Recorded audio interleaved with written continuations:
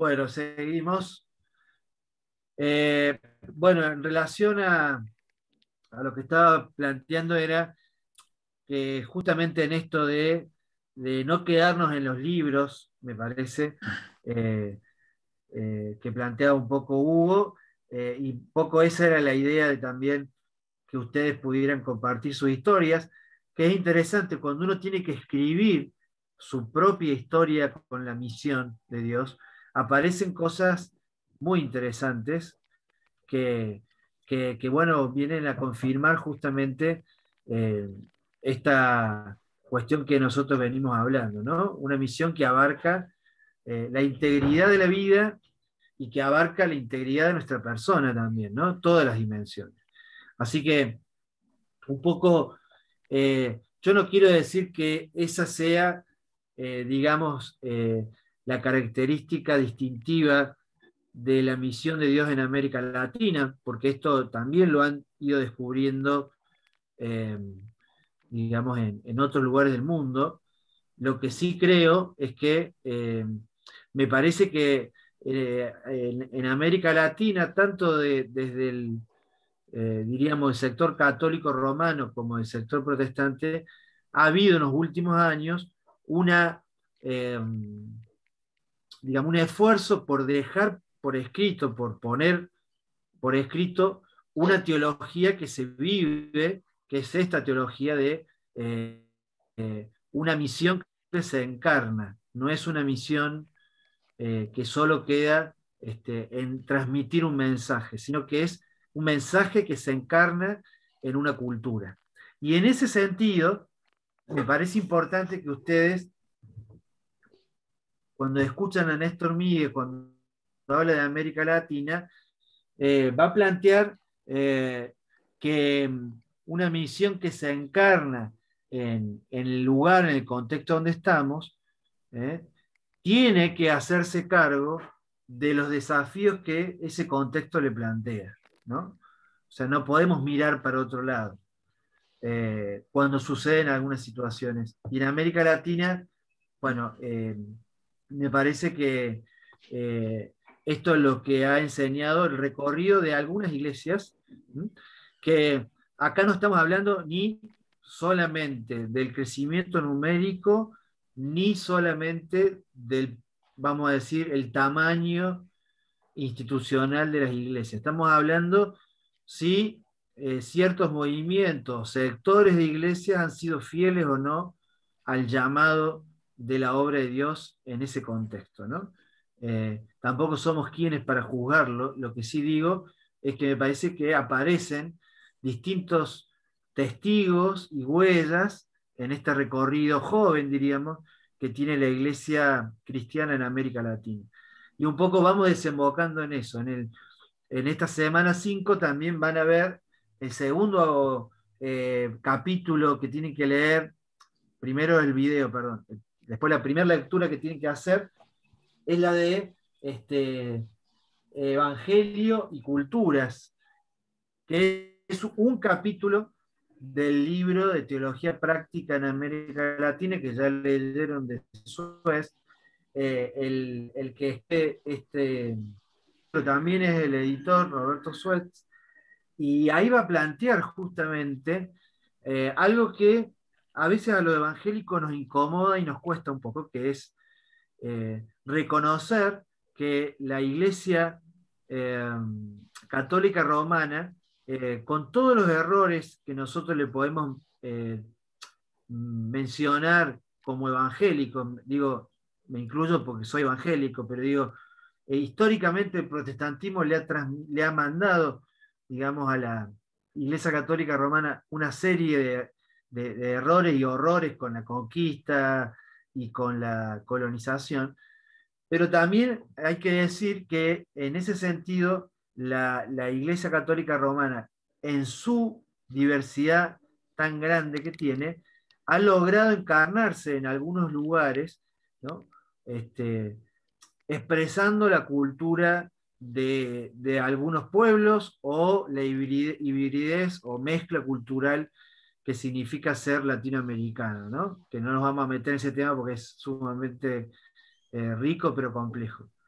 lo que voy es que muchas veces cuando nosotros los protestantes, digo, o las iglesias protestantes, sean las históricas o las iglesias más nuevas, pentecostales o algunas variables, digamos, renovadas de iglesias evangélicas históricas, seguían cantando himnos, por así decirlo, ¿no? Para dar un ejemplo, seguían cantando himnos hechos en otro continente, con otra música que tenía 100 años de antigüedad. Muchas iglesias católicas ya expresaban su liturgia, por así decirlo, con, eh, digamos, un ritmo autóctono, folclórico, y a veces con una letra, digamos, más acorde a la cultura. Digo, el libro, el capítulo de Suez, léanlo con detenimiento. Sé que no tiene mucho tiempo, pero me parece importante poder rescatar esto, y ya te doy lugar, Guillermo, porque me parece que está bueno cuando uno ve la misión de Dios en América Latina. No nos referimos solo a la misión de las iglesias evangélicas, ¿eh? Nos referimos a cómo Dios obra a través de distintas iglesias y de distintos movimientos. Sí, Guillermo. Se escucha más o menos, pero se escucha. Referente a lo que decías del tema de la liturgia, encontré otra cosa de Pablo Sosa, que estaba en YouTube, y él comparaba, decía que el Evangelio llegó a nosotros en una maceta, o sea, es trasplantado, traído de otro lugar. Pero muchas iglesias, que decían referente a los himnos, a la cultura que traían, se enamoraron de eso. Entonces quedaron aprisionados en eso, y es necesario romper esa maceta y plantar el Evangelio en la tierra propia para que crezca y fructifique en nuestro medio. Y el tema es, nos enamoramos de esa maceta tan bonita, esos himnos tan hermosos, pero que corresponden a otra cultura, a otro medio, a otro tiempo, y que por ahí poco tiene que ver con nuestras realidades. Exacto, Guillermo. Creo que, y en eso mencionaba a Pablo Sosa, recordar que el primer canto evangélico que se hizo en Argentina, con un ritmo folclórico autóctono, fue el carnavalito El cielo canta alegría del pastor Pablo Sosa, que como ustedes saben falleció, partió a la presencia de Dios el año pasado, ¿no? El cielo canta alegría fue en el año 68, 1968, se compuso para un picnic de la Iglesia Metodista en Buenos Aires para poder realizar, eh, digamos, allí una alabanza. Me parece un dato importante. En eso, metodista con todas sus dificultades, me parece que logró en ese momento a través de ese tiempo, en ICEDET, por ejemplo, el cancionero abierto, hubo varios movimientos que vinieron a traer una frescura y una inculturación de la liturgia en nuestra expresión cultural o en una de las expresiones folclóricas y con letras también autónomas. Sí, Sí, aprovechar para sí. estar digamos, en ¿Querés lo hablar, mismo. Hugo? ¿Sí, me escuchan? ¿Hola? Sí, ¿Hola? ¿Me escuchan ahora? Se había cortado. Bien. Sí, aprovechando el ejemplo. Digamos, Pablo Sosa, músico, profesional de la música. El pastor Pablo se dedicaba a dar clase como experto en música. Vuelve a escribir una canción viviendo en la provincia de Buenos Aires con un ritmo folclórico que no es propio de la zona de Buenos Aires, y también lo que en un primer momento logra es que tenga un rechazo Los del picnic muy felices cantaron, pero cuando la quiso cantar el domingo en el culto, se armó el lío.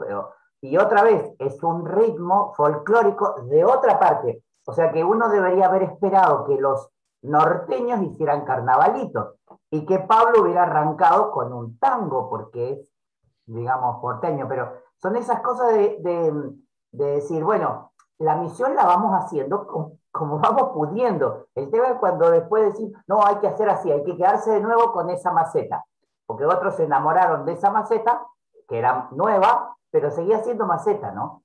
Va, me dio Claro. eso. Sí, y eso está bueno, así como cuando hoy hay personas que te aceptan el folclore, pero cuando hay un grupo de gente más joven, por decirte, te hace una canción con un mensaje, diríamos, cristiano, en rap o en trap o en cualquier otro ritmo más actual, se quejan. Entonces, bueno, ahí entramos de nuevo a decir, bueno, el tema es justamente a qué sector de la sociedad queremos llegar y que el mensaje sea entendido sin ser diluido, etcétera, etcétera. Alejandro. Sí, no, yo quería agregar un par de cositas de las que vos dijiste. Primeramente, yo sigo insistiendo, y creo que lo puse también por escrito, que para mí el comienzo o la misión es individual, comienza individualmente, ¿no es cierto? Creo que hay un llamado, hay una vocación, ¿no es cierto? En algún momento, o no, en mi caso particular, es lo que iba a contar y que lo conté también ¿cómo se llama? En el foro, un llamamiento en su momento, cuando estaba en el catolicismo romano, fui catequista, ¿no es cierto? Y me llevaron, porque esa es la palabra, no es que fui solamente, me llevaron a conocer otra realidad que fue una Villa Miseria, la que estaba detrás de uno de los colegios La Salle en San Martín. Y ahí pude conocer la realidad. Eso es por un lado, y de ahí pude integrar mi movimiento. Pero yo creo que el llamamiento, más allá de que me lo pusieron delante, ¿no es cierto? Siempre es individual. Un poco lo que discutíamos antes de que vos entraras era que era muy lindo la carta esta del CMI del año 2012, pero que le faltaba mucho. Y si bien el marco teórico es necesario, muchas veces el marco teórico ahoga, ¿no es cierto?, a este espíritu misionero. Y yo me refiero concretamente a cuando yo era mucho más joven, como decía la China Zorrilla, teníamos varias cosas, ¿no es cierto? Tendrías que aclarar quién es China Zorrilla, pero no, dale, sí. Hay gente que seguramente Miqueas, Mirta Mariela no la Legrand, conoce. Mirta Legrand. Es digamos, le ganó Mirta Legrand, pero bueno, ¿no es cierto? El tema es que el movimiento tercermundista, o el movimiento de la teología de liberación, o la teología del pueblo, ¿no es cierto?, que eran dos cosas, dos vertientes distintas, fue llevando a la juventud. O sea, por ejemplo, nosotros teníamos misa, se llamaba directamente Misa para la Juventud, y donde 3 o 4 tocábamos la guitarra y cantábamos canciones que podían ser folclóricas, podían ser baladas, podían ser rockeras, y así eran los medios en que se interesaba, ¿no es cierto?, a los chicos de mi edad, aquellos de 15 años para arriba. De ahí pasábamos a grupos religiosos, ¿no es cierto?, y de ahí podíamos desarrollar nuestro espíritu misionero, pero siempre en un ambiente solidario, ¿no es cierto?, siempre en un ambiente de fraternidad, ¿no es cierto?, con nada impuesto, ¿no es cierto?, salvo que uno cometiera una burrada, ¿no? Entonces, digamos, el espíritu misionero se podía llevar a cabo. Yo a veces veo que el espíritu misionero se pierde, y lo decía Judito en cierta manera cuando hablaba de los bolivianos cuando querían revalidar sus títulos, se pierde la maraña de la burocracia. Pero no solo la burocracia estatal, sino la burocracia de la iglesia, ¿no es cierto? Muchas veces es mejor dejar hacer, ¿no es cierto? Decir, bueno, vamos a hacer tal cosa, ¿no es cierto? Y la hacíamos, y eran cosas que nos llenaban el espíritu, y no querer llenarnos el espíritu de afuera. No sé si queda claro esto que yo quiero expresar. Creo que la misión para un cristiano es algo muy, muy personal. Y muchos lo pueden tomar de una manera y muchos de otro. Muchos pueden sentirlo verdaderamente el llamado de Cristo y otros pueden sentir un cargo de conciencia de decir, como yo tengo esto, ¿no es cierto? Voy a darle un poquito, como decía Susana, vamos a hacer esas grandes banquetes, Susana de Mafalda, no sé si también tengo que explicar, pero decía, vamos a hacer reuniones en Alvear Palace con Faisán, con Pavita, con esto, con lo otro, para comprar polenta, arroz y esas cosas que comen los pobres, ¿no es cierto? Y muchas veces, de chiste, lamentablemente era verdad, ¿no es cierto? Y mi generación, los que estamos 5 años, mamamos eso y nos rebelamos contra eso. ¿No es cierto? Posteriormente nos tuvimos que tranquilizar, o lamentablemente la dictadura militar nos tranquilizó a la fuerza. Pero bueno, esa es otra historia también de nuestro país. Entonces, digo, muchas veces el dejar hacer, el no encorsetar, ¿no es cierto? No decir, no, esto es cristiano, esto no es cristiano, o discutir, porque lo que yo decía era, a ver, me imagino que la CMI debe tener grandes disidencias adentro de su seno, ¿no es cierto? ¿Por qué? Porque a duras penas se pasa el tema carcelario. El tema de género ni se habla. Se dicen 2 o 3 parrafitos de la explotación de la mujer, pero de la explotación infantil no se dice nada. Entonces digo, ¿qué es la misión entonces? O sea, está muy lindo el documento. Se reunieron todos en Seúl, habrán estado orando, pero digo, ¿es esto lo que yo quiero? Esto es lo que yo a veces me cuestiono. Por eso digo que es más una cuestión que tiene que hacer de adentro hacia afuera y no de afuera hacia adentro. Eso es un poco lo que quería comentar.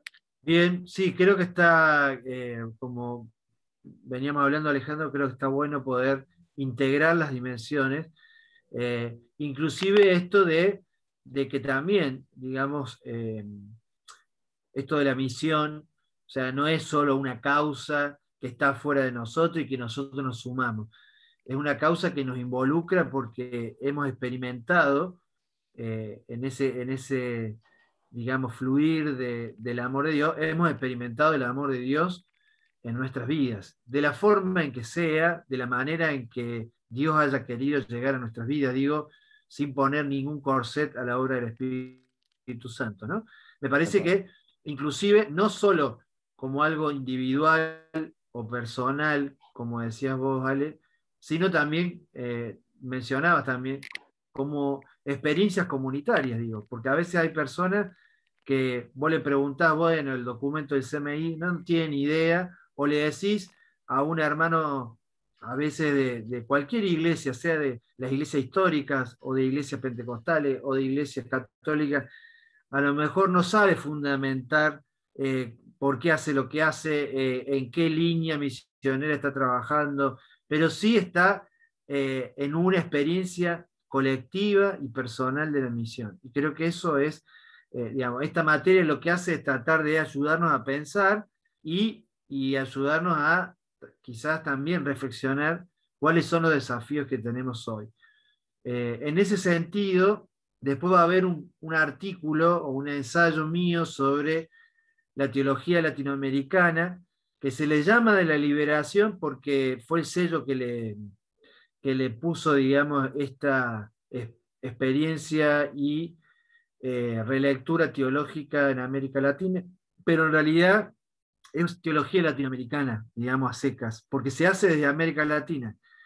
Y ahí van a ver que aparecen no solo cuestiones, a ver, no quiero, no solo cuestiones de metodología o epistemológicas con respecto, por ejemplo, a la metodología teológica, en esto de que la teología es un acto segundo, como yo les planteaba antes, sino también que hay un progreso, ¿no? Primero, la teología latinoamericana, tanto católica como evangélica, de alguna manera se centró en la liberación de las realidades económicas, sociales, políticas, las estructuras. Había que liberar a la sociedad de estas estructuras opresivas o del mal.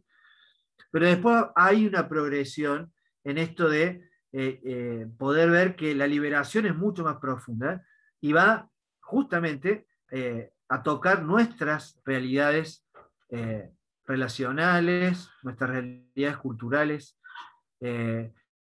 Y entonces van a ver ahí que yo termino hablando de la realidad de por ejemplo, la voz de los distintos grupos marginados hoy en nuestra América Latina, que pasan desde los inmigrantes a los sectores marginados por su elección de género, a las mujeres fundamentalmente por ser víctimas del patriarcado y a la vez sujeto de liberación de eso, y así cantidad de grupos que pareciera que se ha diluido la lucha, pero en realidad la lucha, nada más que hay distintos sujetos que buscan, digamos, dentro de esa causa, poder seguir sosteniendo la liberación.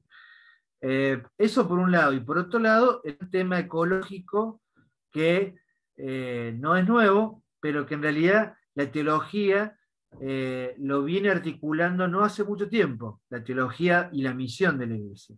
Y todavía sigue ausente en grandes sectores de las iglesias el tema ecológico como un tema importante de la misión, ¿no? Porque digo, si bien ha habido en la historia, ¿no?, desde San Francisco de Asís a algunas experiencias también protestantes sobre esto, me parece que en general ha sido un tema ausente, ¿no? Cómo vincular la teología de la creación con la teología de la salvación y la misión. Así que ahí van a ver en ese artículo mío una especie de resumen de lo que ha sido, a ver, el ABC de la teología latinoamericana, de la liberación, porque me parece importante que debemos tener esa información, esos datos, para poder también tener presente, digamos, los desafíos hoy. Queda pendiente, si bien el documento del CMI algo lo menciona, porque en el CMI, quiero aclarar, no solo están iglesias históricas, si bien la mayoría son históricas, evangélicas y ortodoxas, también hay sectores del pentecostalismo.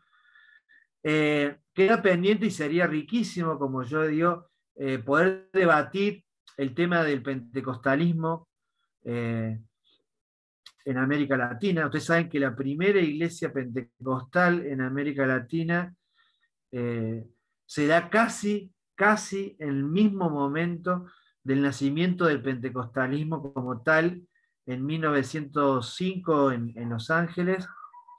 Se da en 1908 la primera iglesia pentecostal en América Latina, que se da en Chile, en la iglesia metodista. Una renovación dentro de la iglesia metodista en Chile, surge la iglesia metodista pentecostal de Chile. Ya estamos hablando de más de 100 años, un movimiento que vino a transformar también el cristianismo en América Latina y le pone diríamos, una particularidad muy interesante. Por eso digo, ojalá pudiéramos tener más tiempo para seguir viendo todas estas cosas. Algo menciona el libro de Schwez, pero me parece que, digamos, hay toda una riqueza también de lo que Dios ha hecho a través de todo ese movimiento, que como sabemos hoy excede ya el pentecostalismo clásico, hay movimientos neopentecostales, otros se consideran carismáticos y no dentro del pentecostalismo, etcétera, etcétera. Es todo un movimiento que, como todo movimiento, también podríamos decir tiene sus virtudes, tiene sus aciertos, como han tenido las iglesias históricas, y también sus, diríamos, falencias o sus dificultades en la misión, ¿no? Pero bueno, me parece que está bueno tener este pantallazo, y para ir cerrando, les menciono básicamente lo que Suez en un momento lo menciona, pero me parece que esto después, si ustedes tienen alguna duda o pregunta, la podemos conversar en el foro. Hay un autor que es Richard Niebuhr, que fue un teólogo norteamericano mediados del siglo XX, que él escribió un libro que se llamó Cristo y la cultura, ¿no? Y en realidad él va a decir que va a haber como tres formas de relacionarse las iglesias cristianas con la cultura en la que vive. Una es, la iglesia se adhiere tanto a la cultura que termina absorbiendo todas las cosas buenas, pero también las cosas negativas de esa cultura, ¿no?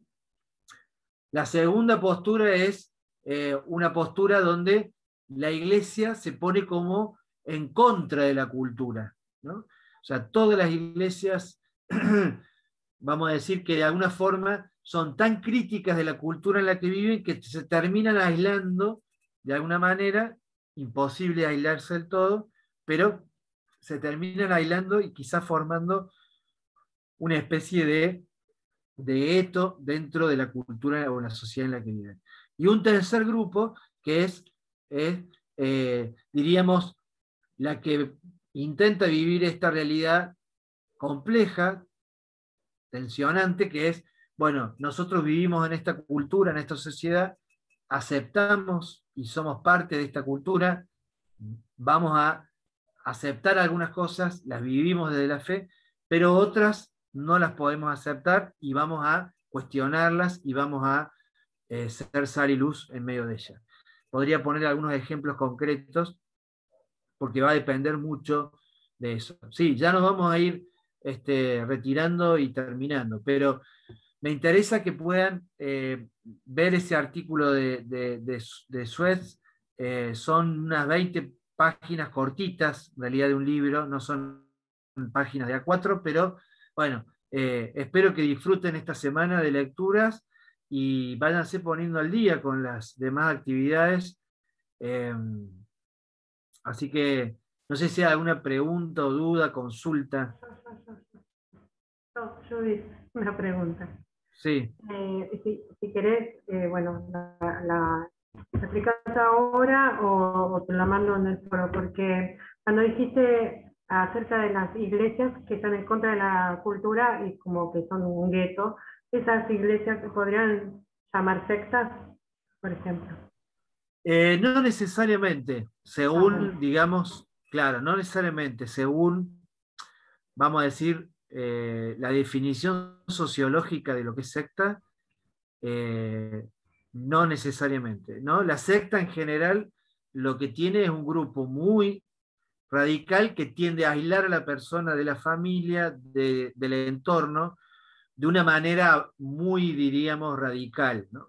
Ahora, eso no quiere decir que en algunas de las iglesias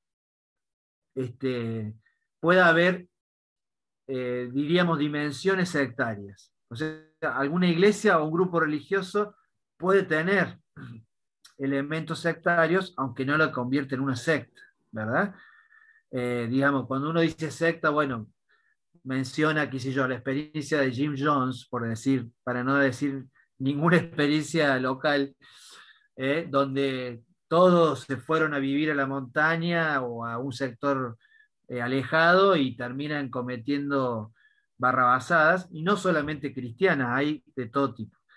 Pero bueno, me parece importante, no sé si te contesté, Judith. Sí, perfecto, gracias. Sí. Por ejemplo, históricamente el catolicismo más conservador considero a las iglesias pentecostales sectas. A mi modo de ver, un gran error, porque era un movimiento de renovación dentro del cristianismo evangélico de América Latina. Que después haya algunas iglesias o sectores que tengan actitudes sectarias o, digamos, ciertas dimensiones sectarias, sí, eso seguro. Yo en algún lugar leí que las definen como iglesias con carismas particulares o especiales, tipo, inclusive dentro del catolicismo algunos movimientos los definen así, especialmente si son pentecostales. En algunos casos se hace de una manera despectiva, pero claro, yo creo que es un carisma especial, ¿no es cierto? Un carisma que a lo mejor no es compartido por todos. Sí, seguro, pero digo, en esto creo que está bueno lo que decís, pero digo, esto es muchas veces se ha criticado al pentecostalismo, pero el pentecostalismo logró muchas veces encarnarse en los sectores populares de una manera que las iglesias, diríamos, más tradicionales del mundo evangélico, por decirlo, no ha logrado, o logró a medias, o logra en las clases medias un poco, pero no en los sectores populares. Y eso hay que saber reconocerlo. Después podemos estar de acuerdo o no en alguna de las énfasis teológicos, en la manera de llevar adelante la misión, etcétera, etcétera. Pero no se puede dejar de reconocer que el pentecostalismo de alguna forma fue un movimiento criollo, como se dice, ¿no? Pero lo mío no fue una crítica, todo lo no, contrario. Seguro. O No, sea, no, el no. movimiento... Está perfecto, fue claro. Yo entendí perfectamente lo que quisiste decir. Sí, No, porque entendí lo que quisiste decir, y que, porque ahí hay una diferencia, Alejandro, dentro del catolicismo, todo lo que son los grupos, diríamos, más afines al pentecostalismo evangélico, se los considera carismáticos. Porque en realidad el movimiento carismático en general ha surgido dentro de las iglesias históricas, sea católica o evangélica, y se han quedado en esas denominaciones, ¿no? Sí. En general. El pentecostalismo ya surgió como algo que digamos, se separa de cierta denominación, como le decía, la Iglesia Metodista Pentecostal chilena es una separación de la Iglesia Metodista de Chile, y ya es otra denominación, diríamos, es otro universo denominacional, ¿no? Pero lo carismático, como decimos, se lo ve como un grupo o un sector dentro de la iglesia con carismas especiales, con diferentes énfasis misioneros, teológicos, que no tiene el resto, ¿no? Pero bueno, es un tema interesante a nivel tanto de la sociología de la religión como a nivel teológico poder verlo, pero me parece importante esto, y lo que decía Guillermo al comienzo de Pablo Sosa, esto de la maceta y de la planta, ¿no? Me parece que está bueno como metáfora, que nosotros como iglesia, en el contexto más inmediato donde estamos, como personas, como movimientos, tenemos que lograr inculturarnos, ¿no? No podemos pretender, me parece, ser sal y luz en un determinado contexto cultural si no logramos bueno, interpelar a esas personas o a esos grupos en su misma cultura, ¿no? Porque en algún momento después eso termina fracasando. Históricamente ha sido así, ¿no? Entonces, o se termina transformando en otra cosa. Pero digo, bueno, básicamente eso, nos quedan unos 5 minutos, no sé si hay alguna otra duda más o consulta. Bueno, quería agradecerle entonces el poder compartir lo que han transmitido.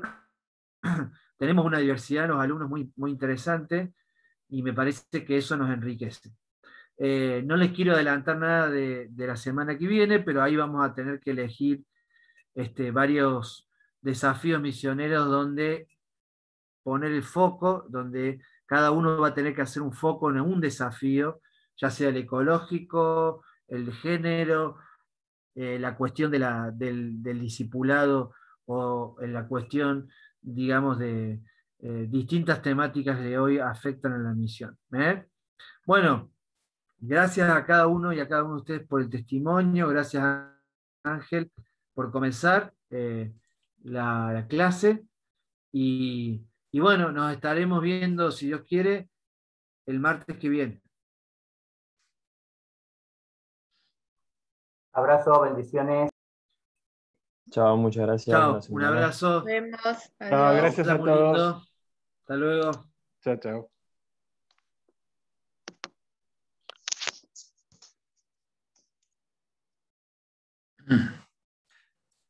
Bueno, Pablo, te mando la grabación de la primera parte, ¿o que es toda?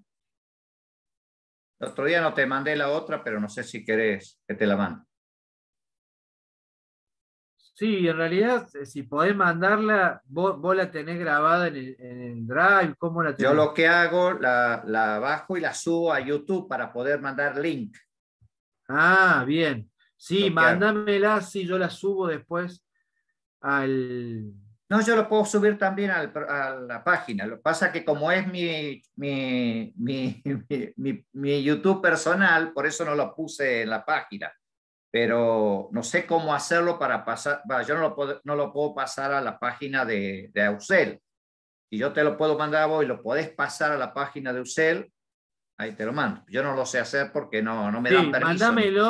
mándamelo. Yo la verdad que tampoco tengo las herramientas para hacerlo, porque digo, esto no, digo, yo no nos dijeron esto en ninguna capacitación. No sé si a vos te habían dicho No, para nada, que porque a había mí ni que... siquiera me permiten hacerlo. Así que yo no me puedo meter yo en, viste que al que permiten grabar y hacer todo es a vos, al profesor, pero a Sí, mí no. seguro. Pero a mí nunca Entonces, me avisaron, porque yo la verdad que, como te digo, estoy esperando el tema de la fibra óptica para poder claro. tener No, mayor... incluso la modalidad que hizo Pablo Añiñac y Pablo Ferrer es distinta a la que hizo Juan Barreda. Barreda sí, lo metió en otro programa, ajá, no en YouTube, porque sí, ellos, los otros pusieron en YouTube, no sé en qué YouTube pusieron, pero es un YouTube de Usel, y Barreda lo metió ajá, en otro programa que solamente puede entrar uno que tiene la clave. En cambio el otro, vos haces clic en, ahí es donde ponemos nosotros el link y entras a YouTube. En cambio el otro, si no tenés la clave, no podés entrar. Son dos modalidades que se usaron, pero como Barreda tiene más conocimiento tecnológico, lo hizo. Pero mira, no se puede copiar, no se puede anexar nada lo que hizo Barreda. En cambio, lo otro sí, yo lo bajé para mí porque me gustaban las clases, entonces lo no, está bajé. bien. Yo lo que voy a hacer, Ángel, es pasarme el link Sí, sí, yo y te yo lo voy a paso. ver si, yo voy a Te ver, paso voy a lo de la hablar con... semana pasada y ahora te paso apenas grave. Uy, no he parado de borrar yo esto.